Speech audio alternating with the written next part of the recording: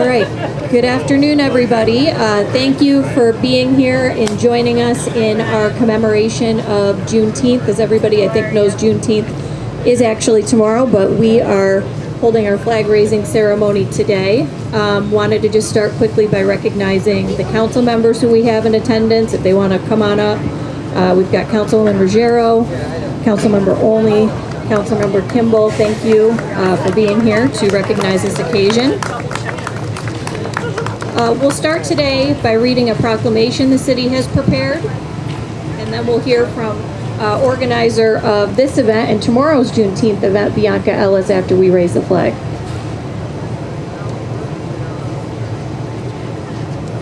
Whereas Juneteenth has been celebrated in America since 1865 and was designated a federal holiday in 2021 to commemorate the ending of slavery in the United States.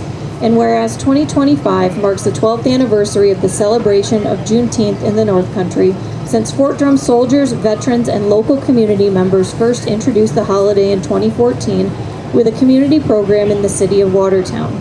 And whereas the observance of Juneteenth honors the ongoing achievements and sacrifice of African Americans, including over 200,000 who joined the U.S. military during the Civil War of 1861 to 1865, making up 10% of the Union Army and 25% of its Navy, where they were 1% of the northern population, to fight for their freedom and the preservation of the United States.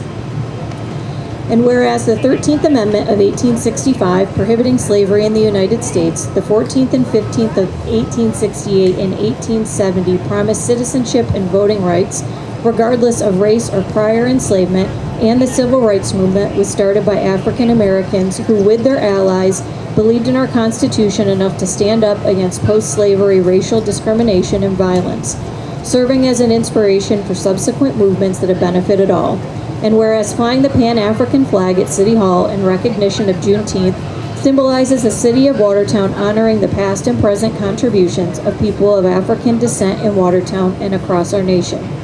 Now, therefore, I, Sarah V.C. Pierce, Mayor of the City of Watertown, do hereby proclaim June 19, 2025, as Juneteenth Day in the City of Watertown, and urge all citizens to become more aware of the significance of this commemoration of American history in our nation and city. Thank you, and we'll take a moment now and we will raise the flag. I may call on our flag expert, Dr. Kimball, for assistance.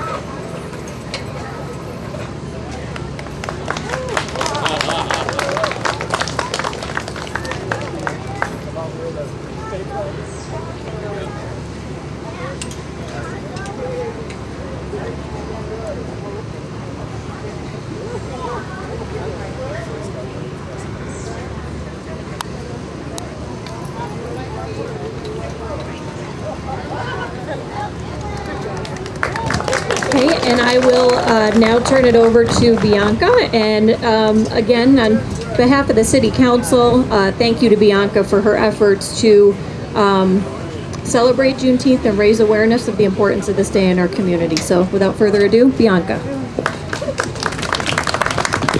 Thank you, Mayor. Thank you so much. Thank you, Councilman, for coming out on your day. Thank you so much.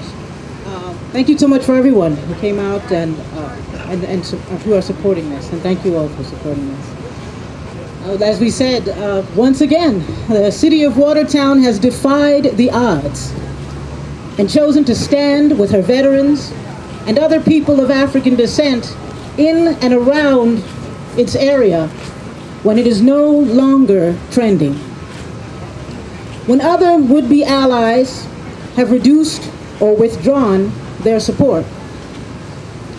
Once again, Watertown is like a mini America, where depending on the circumstances, things could go either way.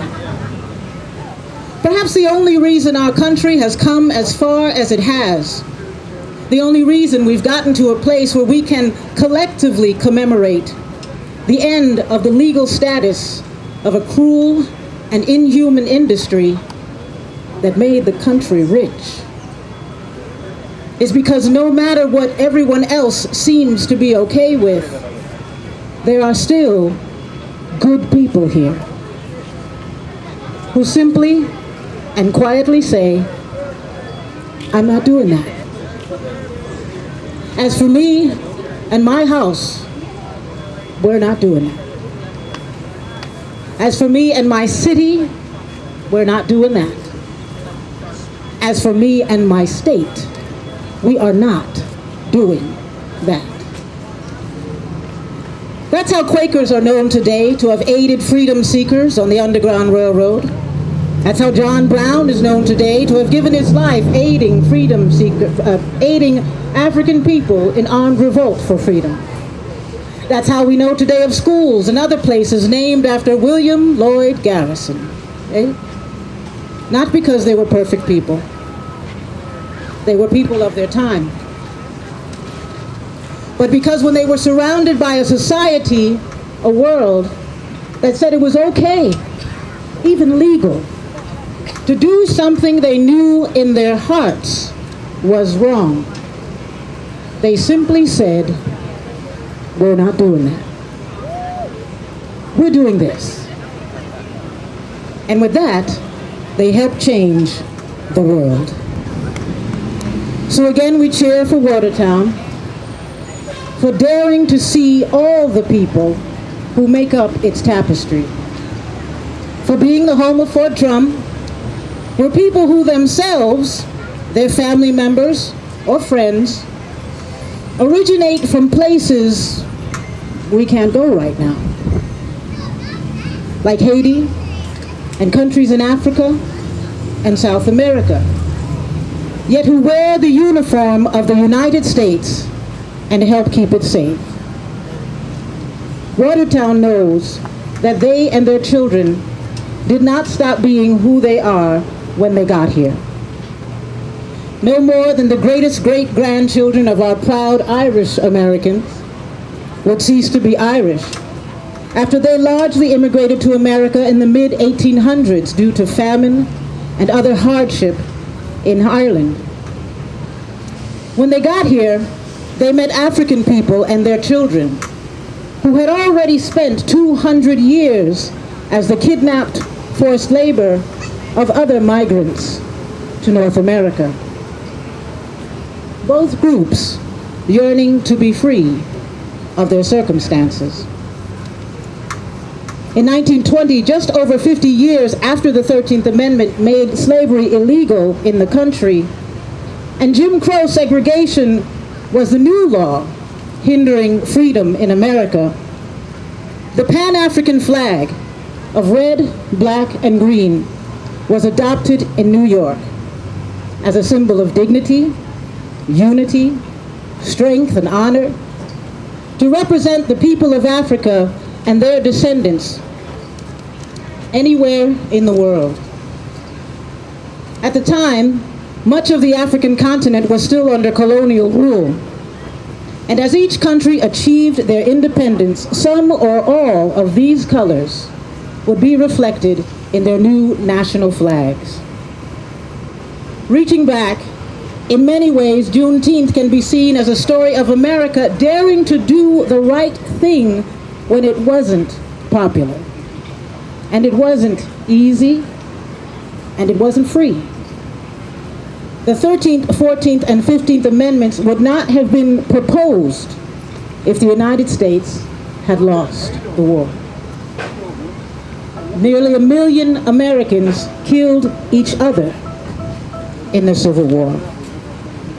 In it, 200,000 African Americans who were not subject to America's first draft in 1863 because they were not considered citizens voluntarily joined the U.S. Army and Navy to fight for their own freedom, and they helped preserve the Union. We're not all the same here, but our fates are tied together. By now we've learned that in a place where some are not safe, none are safe. Today it's the people with brown skin, tomorrow the ones with brown hair or brown eyes or green eyes or blue. We may find the miscalculation in believing that only those other people who are not like me will suffer lies in having learned history in a way that leaves out instructive details.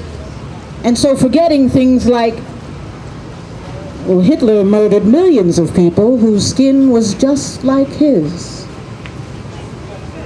Many were Polish and other European immigrants and German citizens like himself. So where do we draw the line at what's okay to do unto others? Do we draw it at what's okay to do to us, bearing in mind that we or someone we love could be next? Among the gifts of rediscovering Juneteenth in the 21st century is the gift of remembering that America, the home of people from all over the world, has what it takes to turn the ship around. Thank you. Thank you so much for coming. In closing, again, thank you, everybody, for coming. Thank you to Bianca. And if Bianca, do you want to give a plug for your event tomorrow at the park? Tell us about it a little bit, the time and everything. Thank you so much, Mayor. Okay, 4 p.m. tomorrow, rain or shine, we'll be at Thompson Park. Bring your chairs. The grass may be a little damp, but that's okay. We'll be out there at the newly dedicated Walker Bandstand. Come on out and see us. Thanks so much. Yes, that's 4 p.m., 1600 for our Army folks. 4 p.m. And we'll have folks, Gwen Weber-McLeod will be our guest speaker, our keynote tomorrow.